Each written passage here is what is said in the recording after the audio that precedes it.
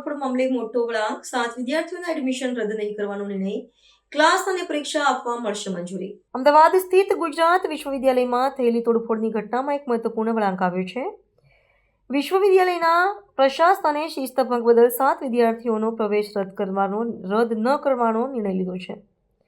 આ નિર્ણય અંતર્ગત વિદ્યાર્થીઓના શૈક્ષણિક હિતને ધ્યાનમાં રાખીને તેમને માત્ર વર્ગખંડમાં બેસવાની અને પરીક્ષા આપવાની મંજૂરી આપવામાં આવી છે જો કે સુરક્ષા અને શિસ્તના ભાગરૂપે શૈક્ષણિક સંકુલના અન્ય કોઈપણ વિસ્તારોમાં વિદ્યાર્થીઓના પ્રવેશ પર સખત પ્રતિબંધ લાદવામાં આવ્યો છે આ સમગ્ર મામલે વિશ્વવિદ્યાલયના કુલપતિ ડોક્ટર નીરજા ગુપ્તાએ સ્પષ્ટ કરતા જણાવ્યું છે કે વહીવટીતંત્ર દ્વારા નિર્ણય કોઈપણ પ્રકારના બાહ્ય દબાણ હેઠળ લેવામાં આવ્યો નથી તેમણે સંકુલમાં નિરીક્ષણ ઉપકરણો ખંડિત કરવાના અને વિદ્યાર્થીઓ પાસે શસ્ત્રો હોવાના દાવાઓને સદંતર નકારી કાઢ્યા છે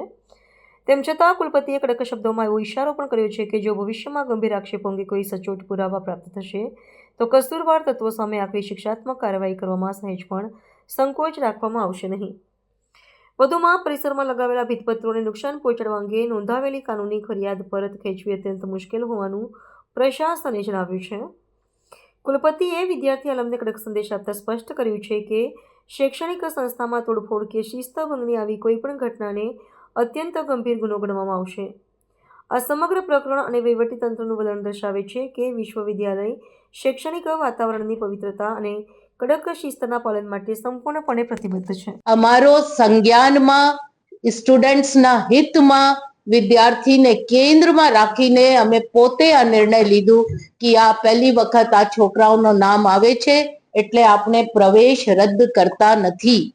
માત્ર એમને બધી જગ્યા જવા માટે પ્રતિબંધ મૂકીએ છીએ આઈ કાર્ડ બતાવીને એ માત્ર કક્ષા ભરે અને એક્ઝામ પૂરતું જ એમનો પ્રવેશ માન્ય રહેશે બાકી કોઈ જગ્યા એને જવાની છૂટ મળશે નહીં એટલે આવી જાતનો પરિપત્ર ગઈકાલે મારી સિગ્નેચરથી પહેલી વખત રિલીઝ થયો છે બીજી વસ્તુ આ કે જે એફઆઈઆર થઈ છે હું માનું છું કે પોલીસ એનો તત્પરે એના ઉપર સંજ્ઞાન લેશે અને આ બહુ જ સિરિયસ બાબત છે કારણ કે ગુજરાત યુનિવર્સિટી બહુ જાણીતી યુનિવર્સિટી છે આખા વિશ્વમાં એમનું નામ છે આપણે ત્યાં લગભગ 350 જેટલા વિદ્યાર્થીઓ ભણે છે બહાર એટલે આવી યુનિવર્સિટી આવું તોડફોડના સંદર્ભમાં ચર્ચાનો ભાગ બને એ નહીં હોવું જોઈએ એટલે આમાં કાનૂન તરત જ પગલો લે એ અમારી સરકાર સાથે અને પોલીસને પણ અમારી દરખાસ્ત હતી અને અમે ફોલોઅપ કરી રહ્યા છીએ ત્રીજી વસ્તુ આ કે ગઈકાલે ઇન્ક્વાયરી કમિટી બેસી ઇન્ક્વાયરીએ કરી અને આ ઇન્ક્વાયરીમાં અમારા અમુક એસ્ટેટ ઓફિસર્સ અને સિક્યોરિટી એજન્સીના મોટા લેપ્સીસ સામે આવ્યા છે એ લોકોને ગઈકાલે જ શો કોઝ નોટિસ આપી દીધી છે એના સામે અમે કડક શિસ્તભર પગલાં લેવા જઈ રહ્યા છીએ અને ટોટલ સિક્યોરિટીને ગઈકાલે રિફર્બિશ કરાયા છે અને હજી એમાં 1-2 મોટા પગલાઓ લેવામાં આવશે જેની જાણ અમે આપને અગાઉ કરીશું જેમ જેમ આ પગલાઓ સિદ્ધ થઈ જશે ત્યારે એટલી અમારી આપને સામે રજૂઆત છે કે આ યુનિવર્સિટી બિના ભેદભાવ કોઈ પણ પાર્ટી સંગઠન વિચારધારાને ધ્યાનમાં રાખીને નહીં માત્ર સ્ટુડન્ટ અને યુનિવર્સિટીની જે એમની પ્રસિદ્ધિ છે એને જ ધ્યાનમાં રાખીને આજ સુધી કામ કરતી આવી છે અને આગળ એ કરશે એમાં સૌથી વધારે જે ધક્કો લાગ્યો એના માટે કે સરદાર વલ્લભભાઈ પટેલ આ યુનિવર્સિટીના સંસ્થાપક છે અને એની પરિકલ્પનાથી આ યુનિવર્સિટી અસ્તિત્વમાં આવી બાબા સાહેબ આંબેડકર મહાત્મા ગાંધીજી એવા મહાપુરુષોને પણ એ લોકો બાદ નથી રાખ્યા અને જે બેરહેમી છે એના લખાણ લેટર્સ અને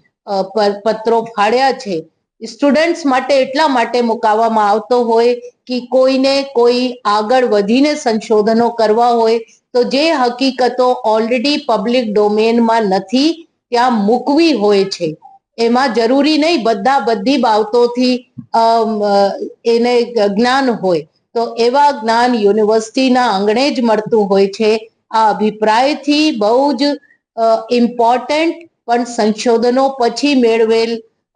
જે મટીરિયલ હતો એ ડિસ્પ્લે કરવામાં આવ્યો હું બહુ જ ખાતરીપૂર્વક કહી દઉં છું આ ડિસ્પ્લેડ મટીરિયલ કોઈ વિચારધારાને એ કરવા માટે હતું જ નહીં, એકેડમિક રિસર્ચ મટીરિયલ હતું. એટલો જ મારે કહેવું છે. આપણા કોઈ પ્રશ્નો હોય તો આપો. મેડમ, આપ કહી રહ્યા છો કે ભૂલથી લખાઈ ગયું હતું. જનરલી જે એક નહીં, હું નથી કહેતી ભૂલથી, હું ભૂલ નથી કહેતી. એ વખતે એફઆઈઆર કરાવવાની હતી. એફઆઈઆર માટે એક લેટર તરત જ અહીંયાથી સત્તાધીશ પાસેથી પોલીસમાં જાવ જોતું હતું. અને જે તે વખતે ખાલી કુલ સચિવે કર્યો એવું નથી, અમે બે સતત ફોન ઉપર સંપર્કમાં હતા.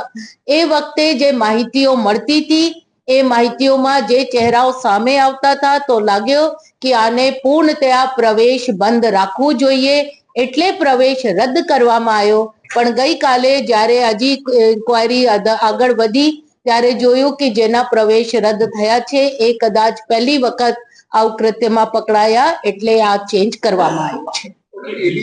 ફરિયાદ એબીવીપીને લઈને છે અને કેટલાક વિડીયો અમારા સુધી પણ આવ્યા છે. જે પ્રકારે તમે અમારા વિડીયો સંસ્થાના જોઈને કાર્યવાહી કરી થઈ રહ્યા છો, તો એમાં એબીવીપીના પણ વિડીયો સામે આવ્યા છે. એમાં કેટલીક તોડફોડ એ પ્રકારનો આક્ષેપ કરવામાં આવ્યો છે. એમની સામે કોઈ કાર્યવાહી અથવા તો એબીવીપીના હું ખાતરીપૂર્વક કહું છું, અત્યાર સુધી એબીવીપીના તોડફોડ કરતા એક પણ આ 3-4 દિવસના બાબતમાં મારી પાસે કોઈ વિડીયો આવ્યો નથી. એ કમિટી ઓલરેડી શોકોઝ આપે છે અને એમાં જેટલી હાનિ થઈ એની લિસ્ટ આવવાની બાકી છે બેન. પણ ઓલરેડી એ ચાલુ થઈ ગયા છે. શોકોઝ નોટિસ ગઈકાલે અપાઈ ગયો છે, એટલે એમાં જે કંઈક આવશે અમે પ્રસિદ્ધ કરીશું.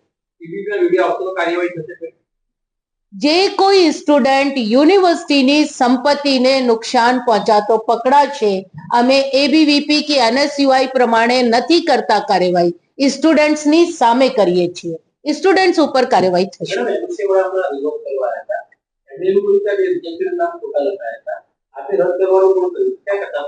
કદાચ કોઈ બે નામો એવા હોય કે જે એની રજૂઆત છે, અમે અત્યારે આ કમિટીને સોંપી દઈશું. ખાતરીપૂર્વક કહું છું, જે કદાચ ખોટા લખાઈ ગયા હોય તો અમે રદ કરીશું. અમે કોઈ સ્ટુડન્ટને એ કરવા નથી માંગતા, પણ સામેથી અત્યારે એ જ સ્ટુડન્ટ અમને ધમકી આપીને ગયા છે કે અમે માનહાનિના મુકદ્દમા કરવા જઈ રહ્યા છે, તો કોર્ટમાં જોઈશું. ઓકે, આમાં કોઈ પુનઃ વિચારણા થશે ખરી? કારણ કે વિદ્યાર્થીઓ છે. શેના માટે?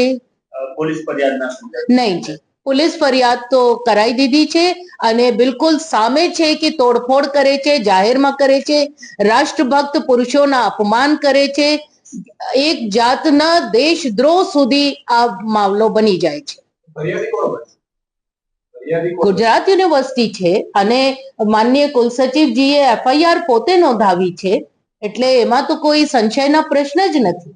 ફરિયાદી યુનિવર્સિટી છે. આપણે ગેટ ઉપર એવું હતું કે આઈકાર્ડની એન્ટ્રી આપવાની, એવા 1 થી 2 વખત નિર્ણય થયા છે, પણ હજુ એનું કોઈ પાલન થતું નથી. ગઈકાલે એ પણ શોકોઝ નોટિસ અપાઈ છે. ત્રીજી વખત સિક્યોરિટીના ટેન્ડર કરીને સિક્યોરિટી ચેન્જ કરાઈ છે અને બહુ તરત આપને એનો પ્રભાવ મળશે. મેડમ, આઈકાર્ડથી એટલે ક્લાસરૂમમાં એન્ટ્રી આપવામાં આવતું, બીજી જે યુનિવર્સિટી પબ્લિક સ્પેસીસ છે, લાઇબ્રેરી, કેન્ટીન, ત્યાં એને એન્ટ્રન્સની કઈ પહેલા એન્ટ્રી ગેટ ઉપર જ આઈ કાર્ડ બતાવવું પડશે, એટલે ફિલ્ટરિંગ ત્યાં જ થશે, પછી અંદર સુધી જશે. આજે સ્ટુડન્ટ્સને માત્ર ક્લાસ અટેન્ડ કરવા માટેની સૂચના આપવામાં આવી છે. આજે અમે એના ફોટાઓ અને નામ સાથે બધા જ ભવનો